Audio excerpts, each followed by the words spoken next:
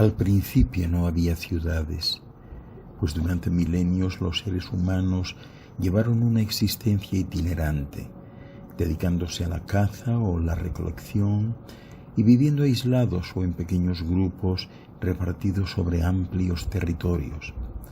En el Neolítico, con el desarrollo de la agricultura, empezaron a constituirse aldeas más estables y también más pobladas, aunque sin pasar todo lo más de algunos centenares de habitantes. Fue únicamente en torno al año 3000 a.C. cuando aparecieron los primeros núcleos de población a los que se les pudiera dar el nombre de ciudad. Grupos de instigadores con ansias de dominio y conquista obligaron a otros grupos de personas a ayuntarse por el miedo, siendo impelidas a recluirse tras murallas presuntamente redentoras para protegerse. Desde entonces la revolución urbana no dejó de extenderse, cambiando por entero el curso de la historia de la humanidad y dando lugar a la aparición de los líderes y de los seguidores. Esta gran transformación se inició en un espacio geográfico preciso, la cuenca del Tigris y el Éufrates, en el actual Irak.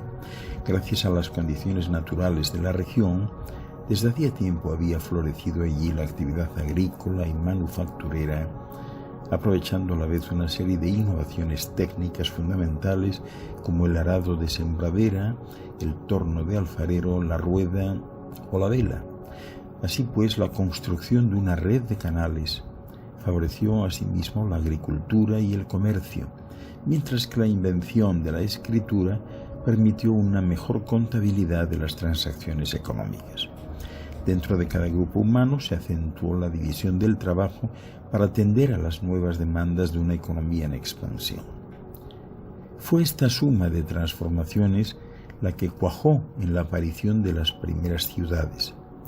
La arqueología ha permitido descubrir la fisonomía de muchos de los núcleos mesopotámicos como Ur, Uruk, Eridu o Lagash, rodeadas por murallas de dimensiones a veces imponentes. Estas ciudades estaban dominadas por los edificios religiosos, como los zigurats, pero también se han descubierto barrios de artesanos y mercaderes. En total, su población podía oscilar entre los 5.000 y los 20.000 habitantes. Antes de esto, la gran mayoría de las personas vivían en el campo, trabajando a la tierra, pero las ciudades han existido desde el mismo inicio de la historia humana, por lo menos la que está registrada, hace más de 5 milenios. El comercio desempeñó desde luego un papel importante en el desarrollo de pueblos más grandes y también de ciudades, pero las crecientes poblaciones urbanas no se podrían haber sostenido sin la intensificación de la agricultura, que en muchos lugares solo fue posible con planes de regadío grandes y complejos. La importancia del agua ha sido determinante en esta historia. Entre los años 4000 y 2000 a.C. aparecieron de forma independiente las primeras civilizaciones urbanas en 4 partes diferentes del mundo, como ya he mencionado, entre los ríos Tigris y Éufrates, en Mesopotamia, es decir, el moderno Irak, en el valle del Nilo en Egipto, en el valle del Indo en lo que ahora es Pakistán, y a lo largo del río amarillo Huanghe y el Yangtze, Changjiang en China. Todos estos grandes ríos tienen tendencia a variaciones estacionales del caudal, con inundaciones que alternan con sequías. Para maximizar la producción agrícola era necesario construir presas para almacenar como reserva las aguas de las crecidas y después cavar canales para regar los campos durante la estación seca.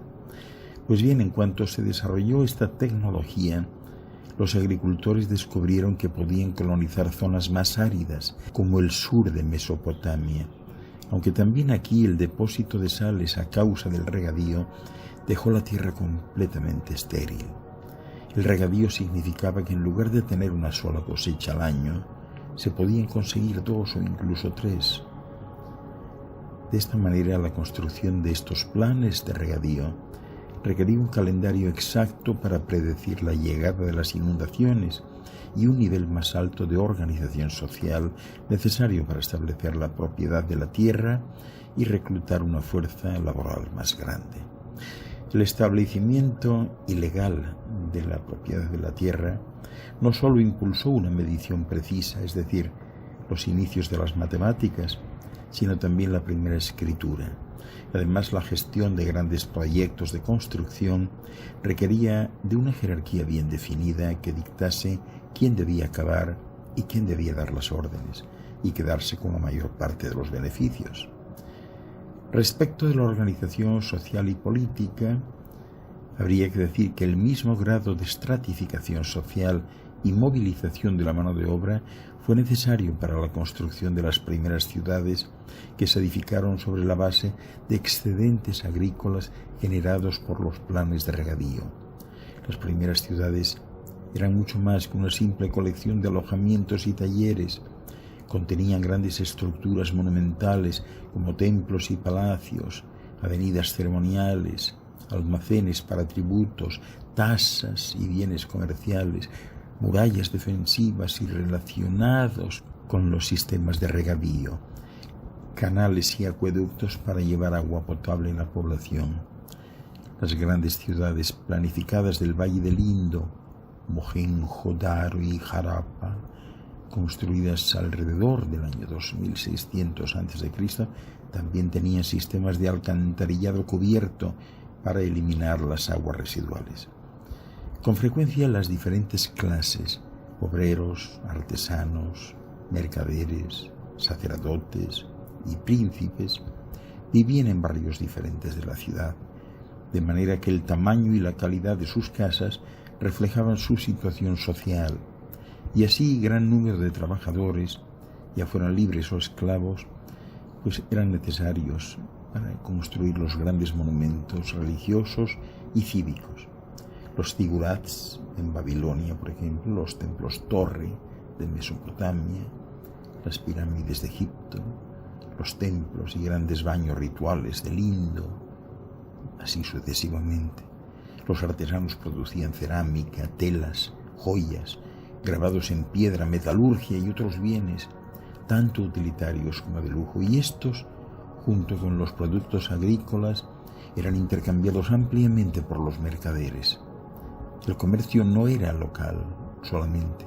A finales del tercer milenio antes de Cristo, por ejemplo, las ciudades del Indo comerciaban con las de Sumeria, en lo que actualmente es Irak, como ya comentaba antes. Sobre todos ellos gobernaban reyes, que con frecuencia pretendían descender de los dioses y que mantenían el poder por delegación de la autoridad divina respaldada por la fuerza armada cuando era necesario. Los ejércitos no estaban solo para defender al rey de sus súbditos. Las agresiones y la competitividad humana alrededor de los recursos en periodos anteriores se habían manifestado en escaramuzas intermitentes intertribales. Ahora, cuando el sentimiento de propiedad se iba arraigando entre los seres humanos, se produjo una escalada hacia un fenómeno nuevo, la guerra. En Mesopotamia, las ciudades-estado sumerias del tercer milenio antes de Cristo, como Eridu, Kish, Ur y Uruk, combatían constantemente entre ellas, y esto a su vez dio un impulso a la innovación tecnológica en forma de murallas, carros de guerra, escudos, lanzas y yelmos de metal. El período de las ciudades-estado guerreras dio paso a una época de imperios, por ejemplo, el imperio de los acadios, los babilonios y los asirios, y así la unidad política sobre un gran territorio fue establecida también en Egipto hacia el año 3000 a.C. y en China a mediados del segundo milenio a.C. bajo la primera dinastía Liangshan. En el primer milenio a.C., las civilizaciones vanas surgieron en otras partes del mundo, en Persia, en la India y en el sureste asiático, en Grecia y en el Imperio Romano. En el primer milenio después de Cristo, grandes ciudades como Teotihuacán, con una población de unos 200.000 habitantes, florecían en Mesoamérica y también en la región andina de América del Sur. Aunque surgieron aisladas del resto del mundo, estas ciudades del Nuevo Mundo tenían todas las características de las ciudades del Viejo Mundo. Teotihuacán, por ejemplo, se extendía sobre un plano cuadriculado y estaba dominada por dos grandes monumentos ceremoniales, la pirámide del Sol y la pirámide de la Luna. Y como muchas otras ciudades del mundo antiguo, todo lo que queda hoy son ruinas desnudas, el recuerdo de una civilización perdida. La idea, en síntesis, era que las ciudades proporcionasen un motor para el desarrollo político, social, cultural y tecnológico. En la actualidad, la mayor parte de las personas en esto que llaman el mundo occidental o la civilización viven en ciudades, y este es cada vez más el caso en los países de desarrollo rápido como India, China y Brasil.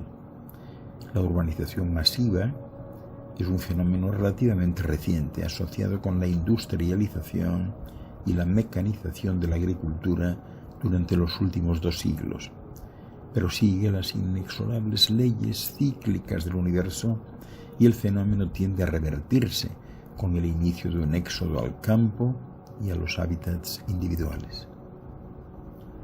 En los mundos avanzados no existen las ciudades,